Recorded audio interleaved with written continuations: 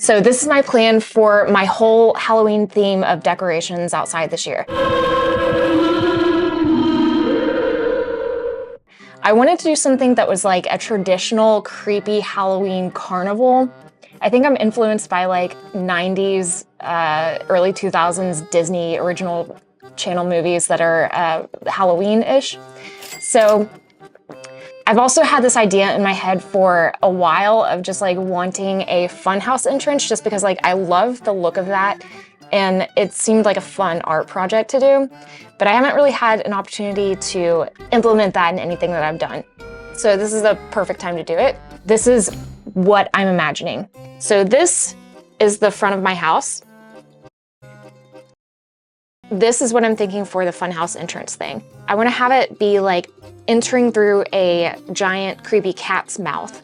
And then on top of that, have a lit up lettering that says freak show. I often feel like a freak show with my family whenever we go out because of having 3 little boys, 2 of whom are identical twins. It's like we're a traveling circus and people constantly just stop us and want to ask us questions and like look at the kids. So it's kind of an inside joke. Then the rest of it, I'm gonna be decorating with a lot of pumpkins and like hay bales. And because I have already spent a pretty penny on things like my giant pumpkin and a couple of other things I've bought for the yard, I wanna try to do this as cheaply as I can. It's just wood and paint. I think this is doable. Here I am at the Depot of Home. And I'm going to try to minimize the amount that I'm spending on the rest of my Halloween stuff by looking for returned paint. So the paint department usually has paint that they considered like oops, that were the wrong color for somebody. So they're deeply discounted and they're often like good colors. So I'm gonna look for that. And then the cheapest wood that I can find, I'm thinking like the underlayment that you use for like floors. A success, and I'm just now realizing that I'm dressed like a minion today. So I'm over by Lowe's already, so I figured I would just check out their paint stuff too, just to see if there's anything good. And if I don't use it now, I'll use it on the next thing. Okay, more paint, and then I'm gonna chill, and I'll see you tomorrow or in a couple of days. Okay. Okay, so this is all the stuff that I've gotten for this project. I should be adding up right here how much I spent on it. I did compile some other stuff I just had around, like paint and various things that I know I might need, like some screws. And I think the first step for what I'm going to do is line up all the pieces of board and see what sort of canvas I'm working with. And then once I figure that out, I'm going to put the smaller pieces of the 2x4, screw them onto the back of it so that I can make, you know, the major framework.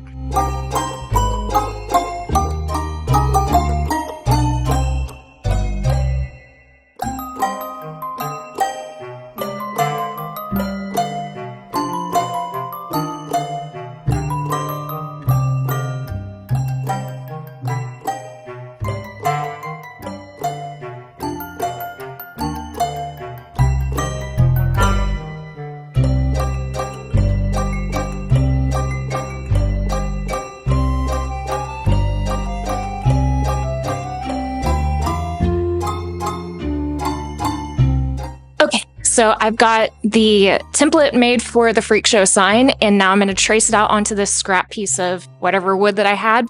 I'm also going to trace out the ears for the cat onto that because that's going to be how the sign part connects to the rest of the structure. And then I can finally attach all the pieces together and flip it over and start drawing out the whole image. Okay.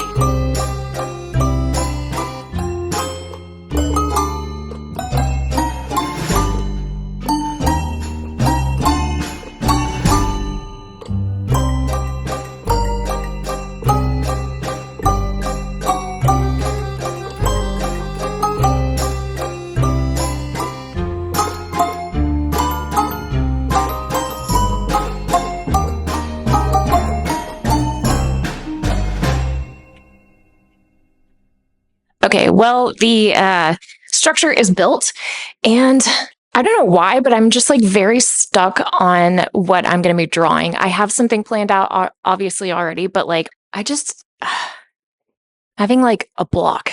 But I think I'm just going to get started and see what happens. Also for like the teeth, I'm thinking I might be attaching some like pieces of more scrap wood, and that should do it because like I don't really want to cut into it too much because that's going to take out a lot of the length of the cat head. But why do I feel so stuck on this? Maybe because it's like should be pretty simple, and I'm not very used to doing simple lately, so nothing to it but to do it, I guess.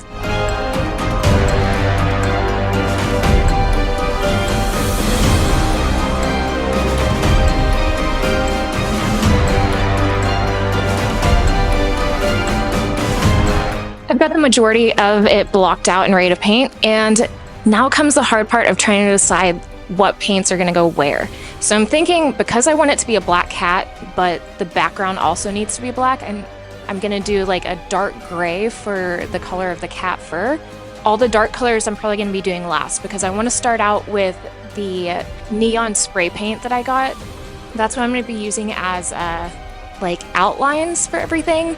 And because I don't want to have to deal with taping all that off, I'm just going to spray it on the outlines, and then once that dries, I can go over it with the darker paints in a more like perfect line. So, okay, gonna start spray painting. Yay!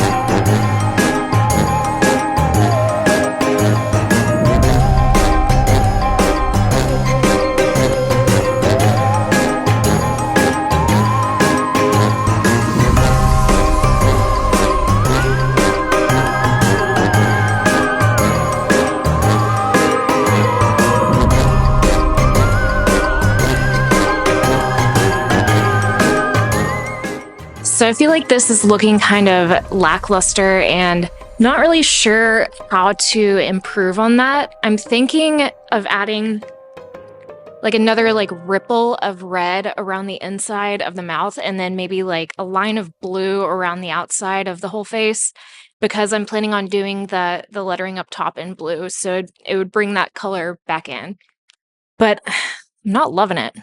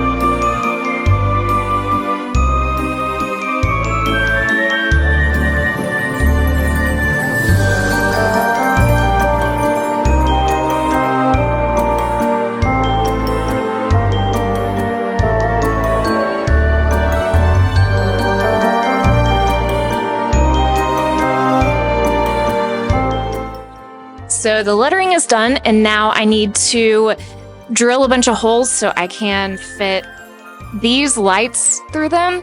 I think I'm gonna be unscrewing the little covers off so that I can just like insert these in, and like hopefully I have a Forstner bit that has that diameter. I'm gonna have to see, and then I can just like fit it in perfectly, maybe glue it if I have to, and then just screw these back on. First, I'm going to mark out where all the lights are going to be. I have a length of 60 of them. I don't know what I'll do with like the excess. Yeah, okay, getting close. And then after that, I need to stand it up, which is going to be a task. This thing is so big. I've got a bunch of 2x4s. I'll figure it out.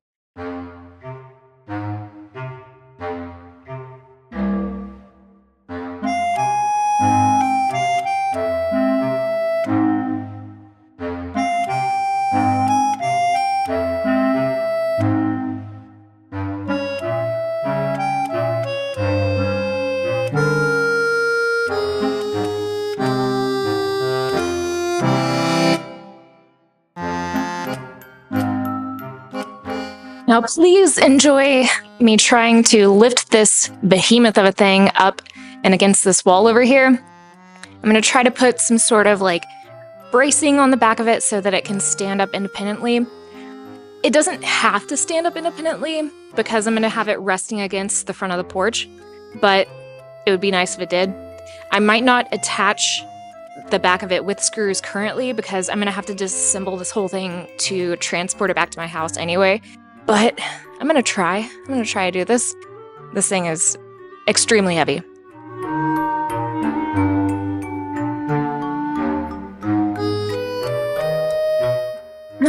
Well, unfortunately, I think I'm gonna have to partially disassemble it to be able to even lift it up because the thing is pretty, let's just say, rickety. And I'm not gonna be able to lift it up without it just like splitting somewhere. So I'm gonna take off one of the sides. It's easy, just a few screws, and then lift that part up, and then try to lift the other giant part up and place it against it, and then screw it back in, just because I want to be able to put it upright so that I can try to do a brace situation.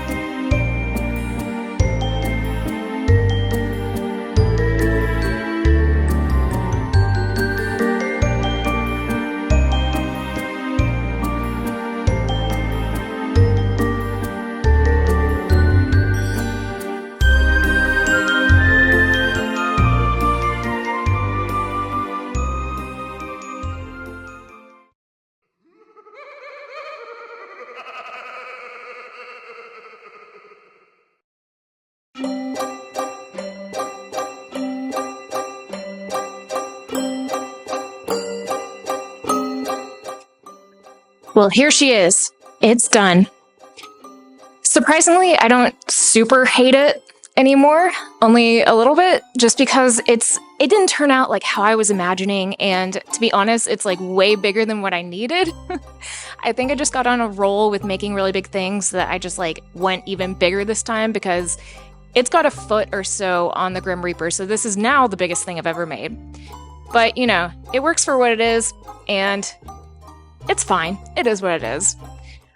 But, so next time, I'm planning on doing another Halloween yard-related project. I want something that the kids can come up and just grab candy for themselves. Something creepy, something vintage, Halloween style. But I don't know what I'm doing yet, so if you have any ideas, drop it in the comments so that I can mooch off your creative juices.